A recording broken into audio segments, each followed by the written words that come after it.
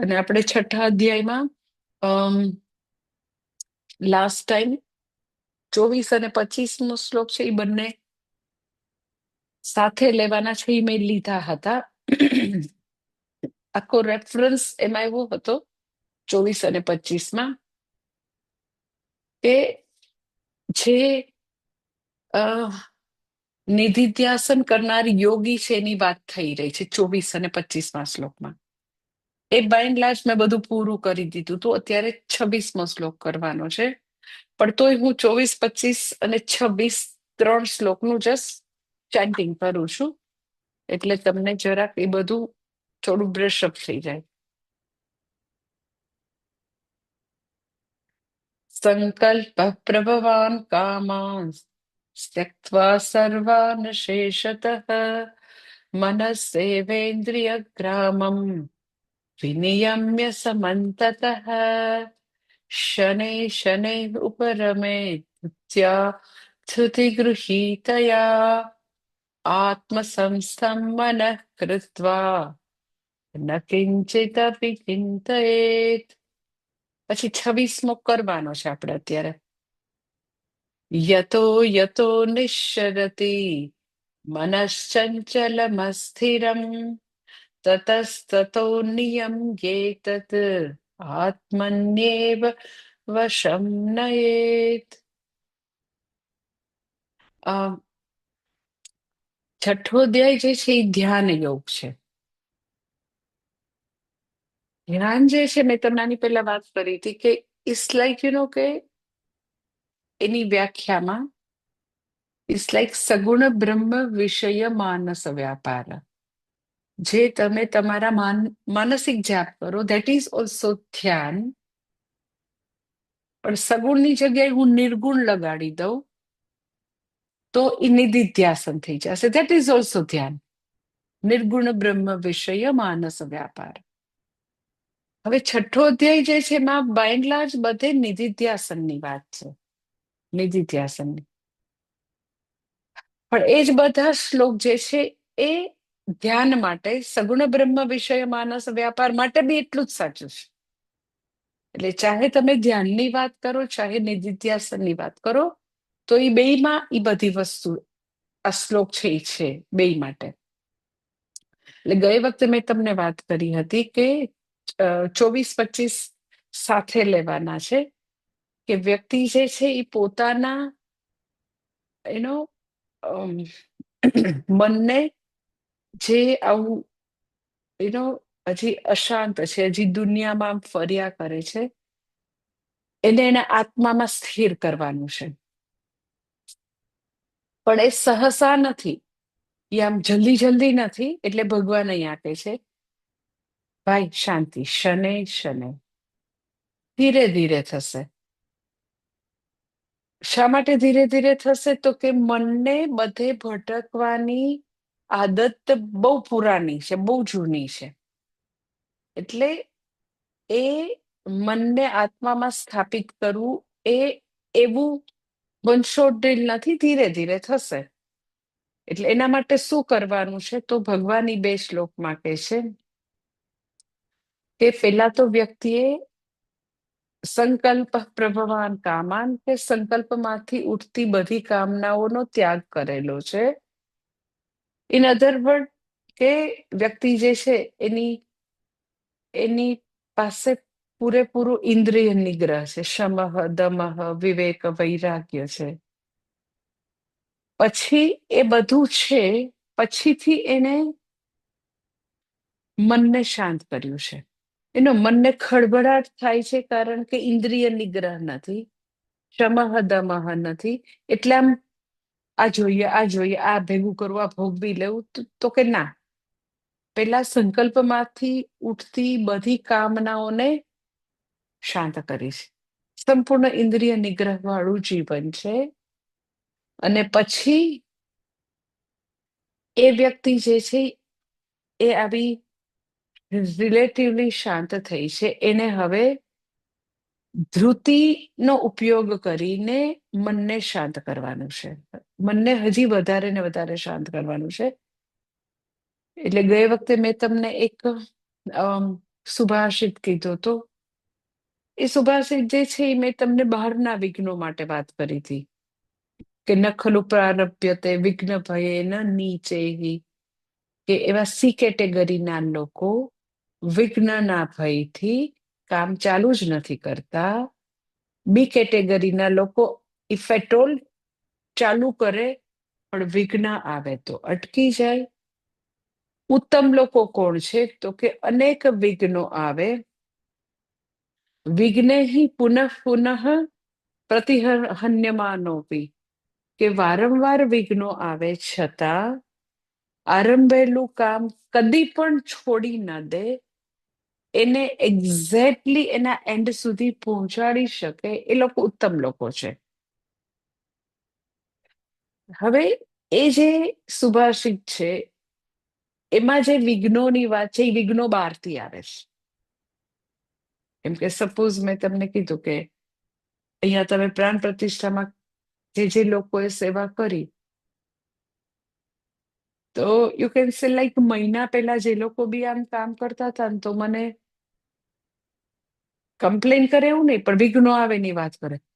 અરે માતાજી આ જે છે ને આપણે અહીંયા ઓલાને કીધું તો ખરું વિરામ લોન્સ વાળા, પણ જો તો 30મી તારીખ આપવાની ના પાડે, 1લી તારીખ આપવાની તો ના પાડે છે. સો ધીસ ઇઝ વિઘ્ન. કે એ લોકોને એમ કે મેં વાત વિનંતી કરી હોય કે ભાઈ અમારા વોલેન્ટિયર આવી જશે 1લી તારીખે, આપજો ને પાછળું. પાછા વળી 30મી તારીખે એમ કે ના ના અમારે તો બહુ બીજા લોકો આવી ગયા છે, અમે નહીં આપીએ. તો કામ કરતા જેટલા લોકો કામ કરતા હતા એ બધાને ખબર છે કે વિઘ્ન તો બધી દિશામાંથી અને રોજે આવ્યા છે, રોજે વિઘ્ન. તો પણ એ વિઘ્નો ક્યાંથી આવ્યા તો કે એક્ઝેક્ટલી દુનિયામાંથી બહારેથી આવ્યા. પણ જે વ્યક્તિ નિધિધ્યાસન કરી રહી છે, પોતાના જપ કરી રહી છે, એને વિઘ્નો ક્યાંથી આવે છે?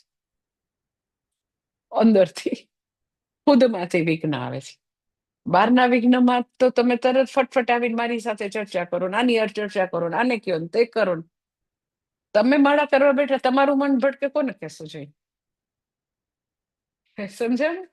શનૈ શનૈ શું કામ? ધીરજ એમાં ખૂબ જ શું કામ જરૂર છે? તો કે ભાઈ વિઘ્નો બધા અંદરથી આવે છે. અને જ્યારે એટલા બધા વિઘ્નો અંદરથી આવે, પોતાના અનકોન્શિયસ, સબકોન્શિયસ, જે બી અંદરની પોતાની અંદર બધી સ્મૃતિ છે, જે બી તકલીફો છે, એ બધું હવે આમ સરફેસ કરે, સપાટી પર આવે. એટલે એને આમ એમ થાય કે હું આમ બસ એમ કે 2026ની સાલ નવી આવીને બસ 1લી જાન્યુઆરીથી વહેલા ઉઠીને રોજ મારે માળા કરવી છે, સ્નાન કરીને સીધું માતાજી કીધું ને. તો એટલા બધા એમ કે નવા વર્ષના સંકલ્પ કરીને બિચારી વ્યક્તિ માળા કરવા બેસે, તો વિઘ્ન અંદરથી કેવા આવે? તો કે આમ એવા સંકલ્પ કરીને બેઠા હોય તો કાં તો મન ભટકે ને કઈ હેવી સરસ મજાની ઊંઘ આવવા માંડે. પથારીમાં શું હોય તો ઊંઘ ના આવે, તો એને કેટલાય આમાં પડખા ફરવા પડે. હા, પણ પાછી માળા લઈને બેસો તો એકદમ મસ્તીની ઊંઘ આવે. શું કરું? વિઘ્નો જે છે એની દિશા કઈ છે તો કે એક્ઝેક્ટલી અંદરથી આવે છે વિઘ્નો. અને એટલા માટે અતિશય ધૃતિની જરૂર છે, સાત્વિકી ધૃતિ.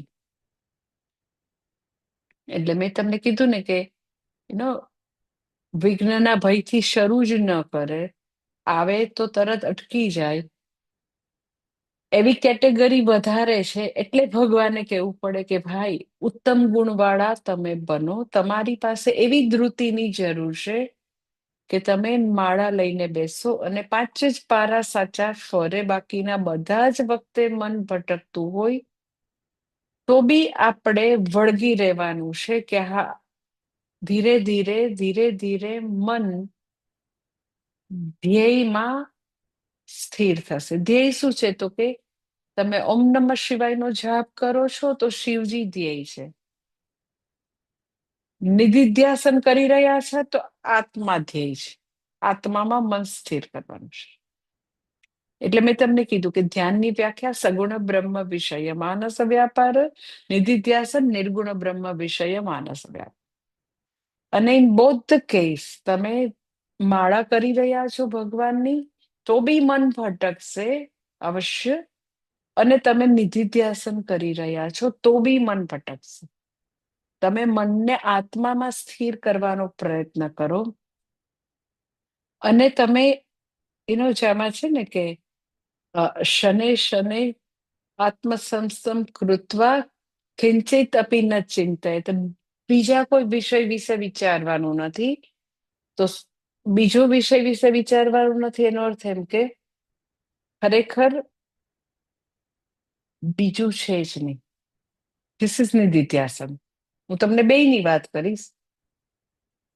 બીજું કઈ છે જ નહીં એટલે શું? તો કે જ્ઞાતા, જ્ઞેય, જ્ઞાન. એ ત્રિપુટી જે છે એ ત્રણે ત્રણ હું છું, આત્મ ચૈતન્ય છે. ઇટ ઇઝ એક્ઝેક્ટલી લાઈક કે વ્યક્તિ જ્યારે સ્વપ્ન જોવે, જ્યારે વ્યક્તિ સ્વપ્ન જોઈ રહી છે ત્યારે સ્વપ્ન દ્રષ્ટા જે જોઈ રહી છે, હું જોઉં છું સ્વપ્ન દ્રષ્ટા. પછી સ્વપ્નમાં જે જોઈ રહ્યા છે પદાર્થો, ધારો કે કોઈ એના અહીંયા જે આવ્યા હતા પ્રાણ પ્રતિષ્ઠામાં, પછી પોતાની ઘરે પહોંચે, પછી એને એટલું બધું એમ કે અહીંયા અઠવાડિયું 10 દિવસ કે 5 દિવસ ખૂબ જ સેવા કરી હોય, વહેલા ઉઠીને દોડતા હોય ને આમ બધું મંદિર ને પછી એમ કે બધા ઉત્સવોના પંડિતોના મંત્રોના અવાજ ને, મને તો કેટલાય દિવસથી મંત્ર એટલા બધા સરસ બોલતા હતા, તો ઈ અવાજ જ એમ કે ઈ આપ્યા કરે, જે બોલતા હતા ને એટલું આમ કેટલાય મને એક વીક સુધી બધા પંડિતોના મંત્રો જ આમ ગુંજતા હતા. તો સપોઝ તમે ઘરે ગયા ને તમને સવારે આમ વહેલા ઉઠીને સેવા કરવાનું ને એવું અહીંયા હોય, તો તમને ત્યાં સ્વપ્ન આવ્યું, તમને આમ બરોડાનો આશ્રમ દેખાયો, ભગવાન દેખાયા, પછી ગાર્ડન દેખાયો, કે કેટલા સરસ બધા કલર કલરના ફૂલ છે. તો તમે એ બધું સ્વપ્નમાં જયારે જોઈ રહ્યા છો આખો આશ્રમ, તો જોનાર તમે, પછી સ્વપ્નના પુષ્પ, સ્વપ્નનો આશ્રમ અને આખી સ્વપ્નની ક્રિયા, એ ત્રણેય એક જ છે ત્રિપુટી. સ્વપ્ન દ્રષ્ટા, પછી સ્વપ્ન અને સ્વપ્ન એઝ એ ક્રિયા, એ ત્રણેય ત્રિપુટી જે છે એ એક જ આત્મ ચૈતન્ય હું જ છું, બીજું કોઈ નથી. એટલે ન કિંચિત અપી ચિંતયેત નો અર્થ એવો છે કે જ્ઞાતા, જ્ઞેય, જ્ઞાન ત્રિપુટી એ આત્મા સિવાય બીજું કઈ નથી. એટલે અને એવું ક્યારે સંભવી શકશે? વ્યક્તિ જે છે એને આવું ઐક્યનું જ્ઞાન ક્યારે થશે? તો કે બેસિકલી પોતે આવું ધીરજપૂર્વક પોતે નિધિધ્યાસન કરી રહી છે, મનને આત્મામાં સ્થાપિત કરવાની નિધિધ્યાસનથી કોશિશ કરી રહી છે, તો એ સંભવી શકશે. અને એ આખી પ્રક્રિયા કે છે શને શને ધીરે ધીરે થશે. નિધિધ્યાસન જે છે એ બધા ઘણાને એવો પ્રશ્ન થતો હોય કે ક્યારે હું નિધિધ્યાસન કરીશ? તો એ દીર્ઘકાળના શ્રવણ મનન પછી આ બધી વસ્તુ જે છે એ ધીરે ધીરે એની મેળે ઓટોમેટિક આવશે, એની મેળે જ આવશે એ સ્ટેજ નિધિધ્યાસન. એની પહેલા વ્યક્તિએ બહુ દીર્ઘકાળ સુધી હંમેશા સગુણ બ્રહ્મ વિષય માનસ વ્યાપાર, પોતે પોતાના મંત્ર જાપ જે છે એ એકદમ જ રેગ્યુલર બેઝ ઉપર અને આ બધા વિક્ષેપ અને લય વિના વધારે ને વધારે કરવાની પ્રેક્ટિસ હશે, એના માટે નિધિધ્યાસન સહજ છે. જ્યારે બી વ્યક્તિ કરશે જાપ પોતાના, તો મેં તમને કીધું કે ચિત્ત ચાંચલ્ય અને ચિત્ત લય એ બે વસ્તુ આવવાની છે. હવે ચિત્ત ચાંચલ્ય અને ચિત્ત લય ને ઓછું ને ઓછું કરતા જઈએ ધીરે ધીરે શને શને, તો એ એ તમારા મંત્ર જાપ ઉપર જે ગ્રીપ કે ડેપ્થ આવી એ પછી નિધિધ્યાસન તરફ દોરી જશે. એટલે એ ભગવાને 24 અને 25માં શ્લોકમાં કીધું. અને હવે 26મો શ્લોક ફરીથી એકવાર વાંચું છું. 26મો. યતો યતો નિશ્ચરતિ મનશ્ચંચલમસ્થિરમ તતસ્તતો નિયમ્યેતત આત્મન્યેવ વશં નયેત. કે છે યતઃ યતઃ ચંચલમ અસ્થિરમ મનઃ નિશ્ચરતિ તતઃ તતઃ એતત આત્મનિ એવ નિયમ્ય વશમ નયેત. કે છે કે યતઃ યતઃ જે કારણથી, યતઃ યતઃ જે કારણથી, ચંચલમ અસ્થિરમ મનઃ, આ ચંચળ અને અસ્થિર મન, નિશ્ચરતિ એટલે કે દૂર જાય છે. જે કારણથી આ ચંચળ અને અસ્થિર મન દૂર જાય છે, તતઃ તતઃ એ કારણથી, એતત આત્મનિ એવ નિયમ્ય એને પાછું આત્મામાં લાવી અને એને વશમાં કરવું. જે કારણથી આ ચંચળ અને અસ્થિર મન દૂર જાય છે, એ કારણથી એને આત્મામાં પાછું લાવીને પોતાના વશમાં કરવું. એટલે હવે કોઈને પ્રશ્ન થાય કે ન કિંચિત અપી ચિંતયેત, એમ કે મને આવી રીતે મન જે છે એને ટોટલી આત્મામાં સ્થિર કરવાનું, બીજું કઈ છે જ નહીં, એ ત્રિપુટી હું જ છું, એ પ્રાપ્ત કેવી રીતે કરું? તો ભગવાન એનો અહીંયા જવાબ આપે છે કે એ સ્ટેજ કે જે કયો એ કેવી રીતે કરવાનું. તો અહીંયા આદિશંકરાચાર્યજી કહે છે કે તત્ર એવમ આત્મ સંસમ મન કર્તુ પ્રવૃત્ત યોગી. એટલે જે આવો ધ્યાન યોગી જે છે એ આવી રીતે કરશે કે જે કારણથી આ મન દૂર જશે, એ કારણથી પાછું એને આત્મામાં લાવીને એને વશમાં કરશે. સૌથી પહેલું તો કે ભગવાન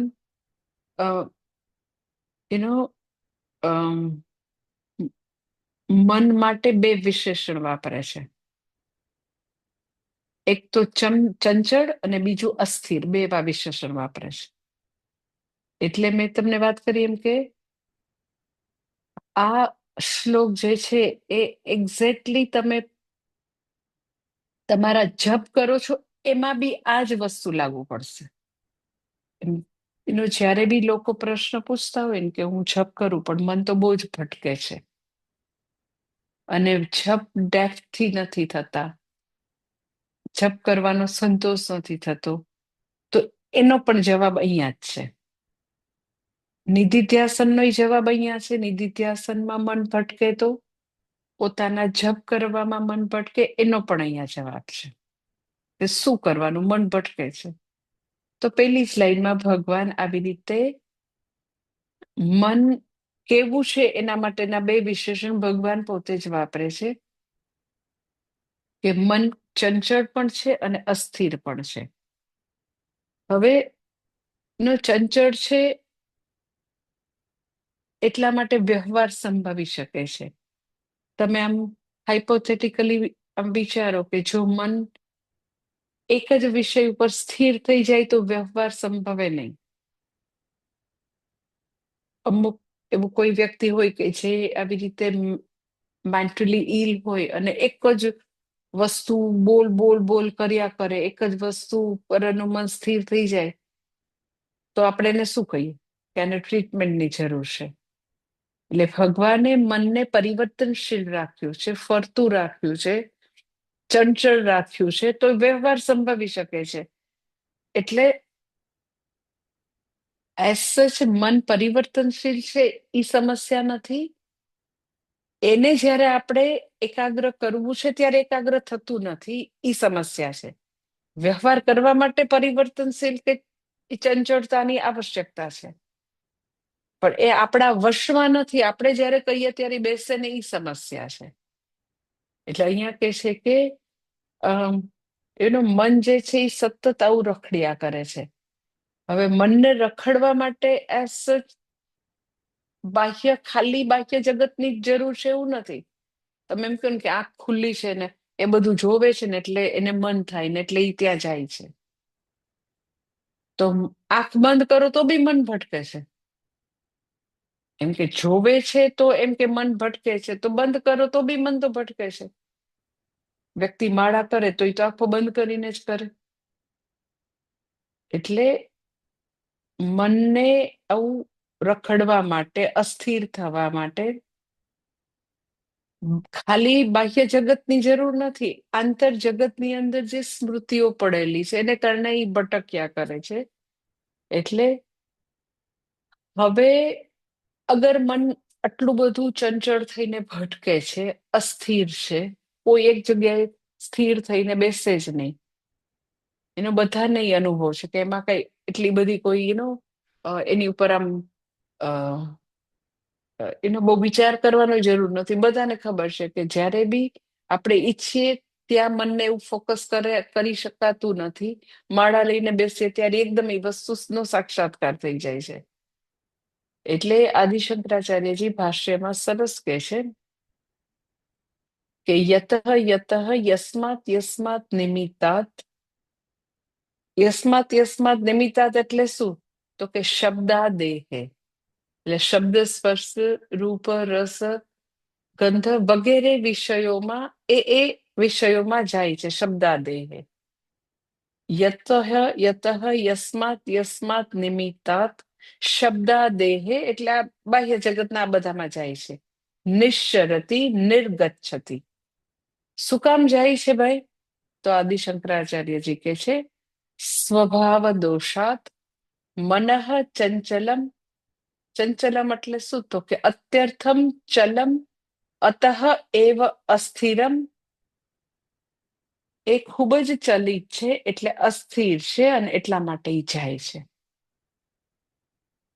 એટલે મન જે છે એ સતત શબ્દાદેહે, આવા શબ્દ સ્પર્શ બધા વિષયોમાં જાય છે. જવાનું રીઝન શું છે? આદિ શંકરાચાર્યજી સરસ એનું રીઝન આપે છે. સ્વભાવ દોષાત. સ્વભાવ દોષાત એટલે શું? તો કે એ એવી જ રીતે એને બનાવેલું છે, એનો સ્વભાવ જ એવો છે જન્મથી જ. એનું સર્જન જ એવું થયું છે મનનું, કે એ આવી જ રીતે કરે છે. અને બીજું સ્વભાવ દોષાત એટલે શું? તો કે આપણી અંદર, આપણા અનકોન્શિયસ અને સબકોન્શિયસમાં જે ડેટા પડેલા છે એ ડેટા છે એને પણ સ્વભાવ દોષાત કહેવાય, કે અંદર પડેલું છે ઓલરેડી. અને એ બધી વસ્તુઓના મિશ્રણથી એ બંધ આંખ છે તો બી એ બધે ફર્યા કરે છે. તો હવે કરવું શું ભાઈ? કે મન તો આવી રીતે મારું એકનું નહીં, બધાનું મન, કારણ કે ભગવાને બનાવેલું છે અને બધાનું મન એક સમાન રીતે વર્તન કરે છે. ખાલી ફરક આટલો છે કે જે લોકોએ પોતાના મન ઉપર કાર્ય કરવાનું શરૂ કર્યું છે એનું મન કમ્પેરેટિવલી ઓછું ભટકે. પછી ધીરે ધીરે તો કે ઘણું બધું એના વર્ષમાં આવી ગયું હોય. એટલે એવું કોઈના માટે ન હોય. જો તમે એવું પૂછો ને કે માળા લઈને બેસે તો બિલકુલ ભટકે ને એવું કોઈનું હોય મન, તો એવું કોઈનું પણ ન હોય. એ કેના જેવું તમે પ્રશ્ન પૂછો કે એમ કે કોઈ વ્યક્તિ જે છે એમ કે કોઈ પણ પ્રકારની સ્કૂલે જયા વગર, કોલેજે જયા વગર પીએચડી થઈ જાય? સ્કૂલ કોલેજ કઈ નથી, કોઈ દિવસ બુક બી નથી ખોલી, અને કઈ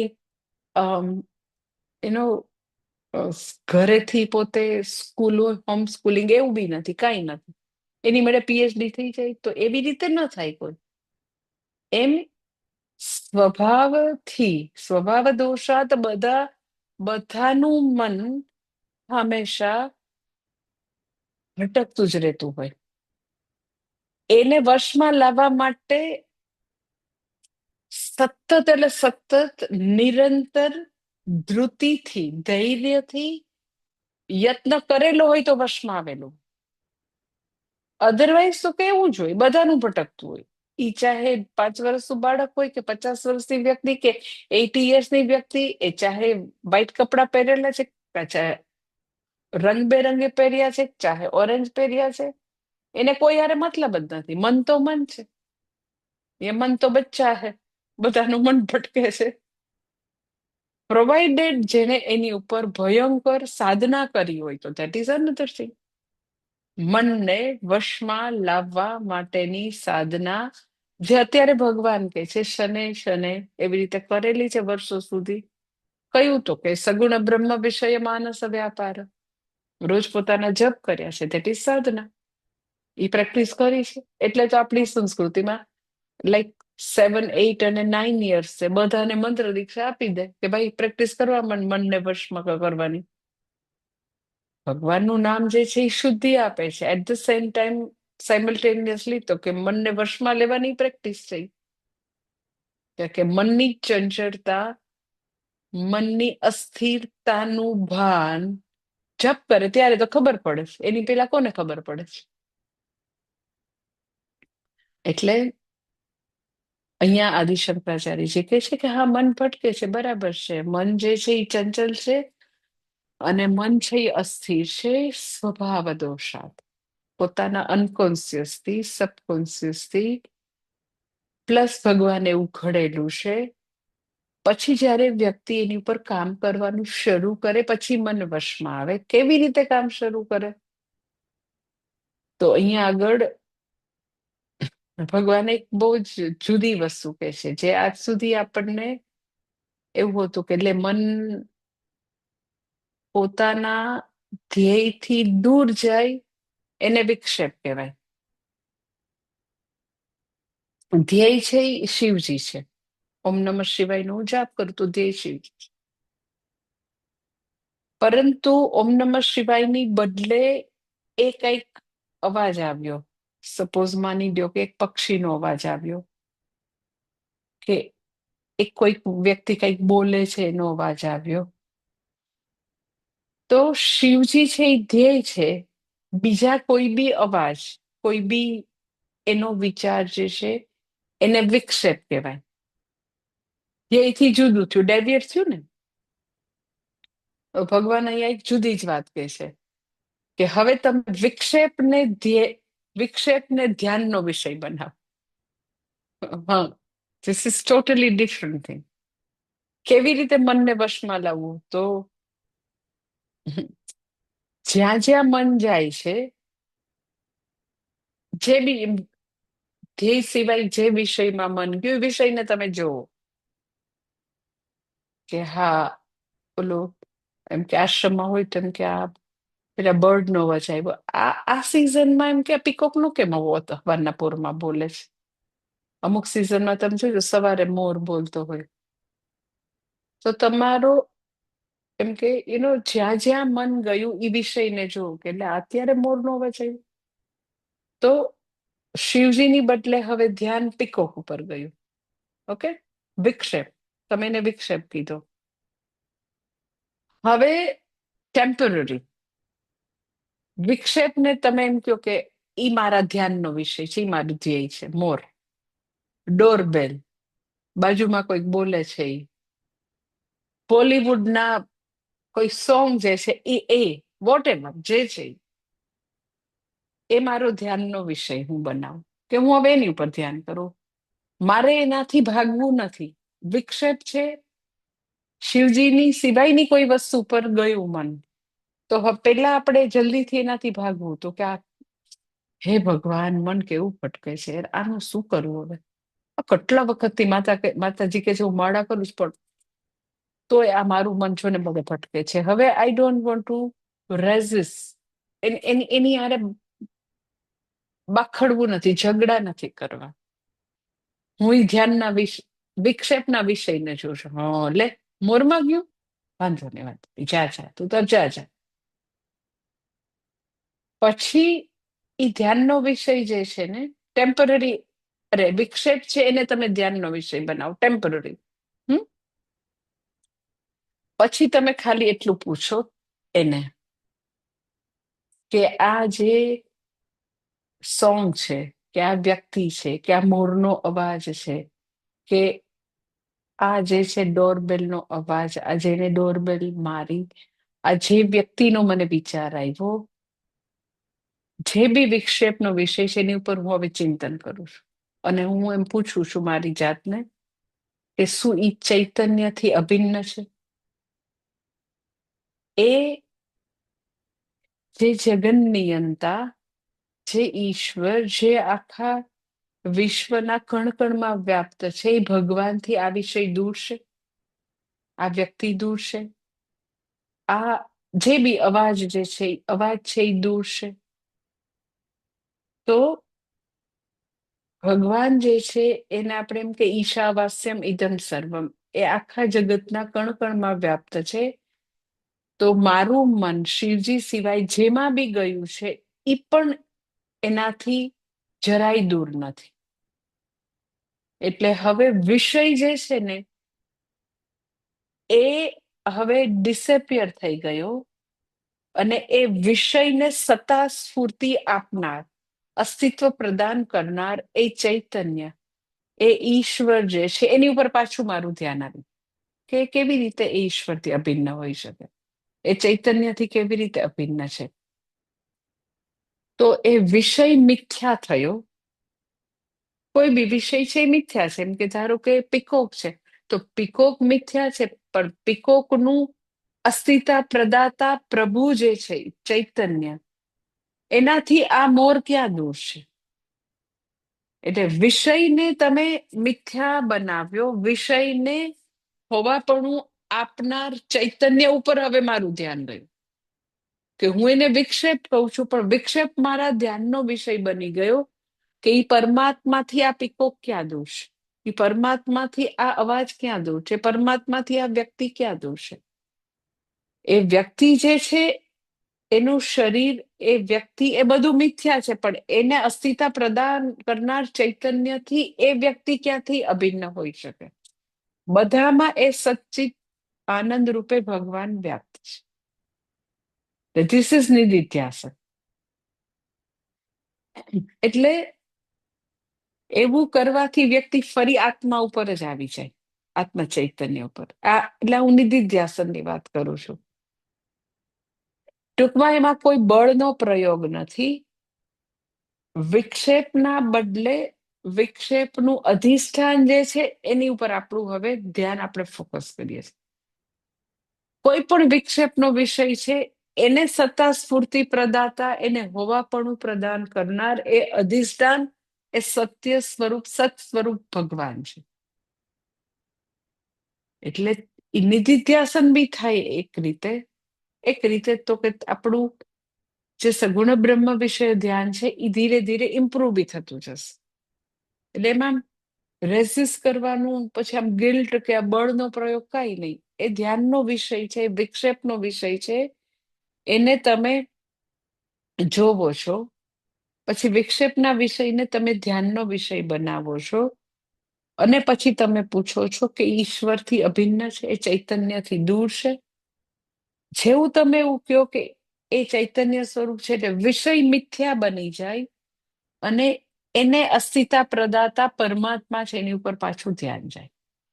એટલે આદિ શંકરાચાર્યજી ભાષ્યમાં એક બહુ જ સરસ વસ્તુ કહે છે કે તસ્માત શબ્દાદેહે નિમિત્તાત નિયમ્ય તત્તત નિમિત્તમ યાથાત્મ્ય નિરૂપણેન આભાસીકૃત્ય. એનું યાથાત્મ નિરૂપણ એટલે આપણે એને જોઈએ છીએ, આપણે એની ઉપર વિચાર કરીએ છીએ યાથાત્મ્ય રીતે, એઝ ઇટ ઇઝ. હવે એ પદાર્થને જોઈએ છે, એટલે પદાર્થ મિથ્યા બની જશે. પદાર્થને નું અધિષ્ઠાન છે ભગવાન, એની ઉપર પાછું ધ્યાન જાય.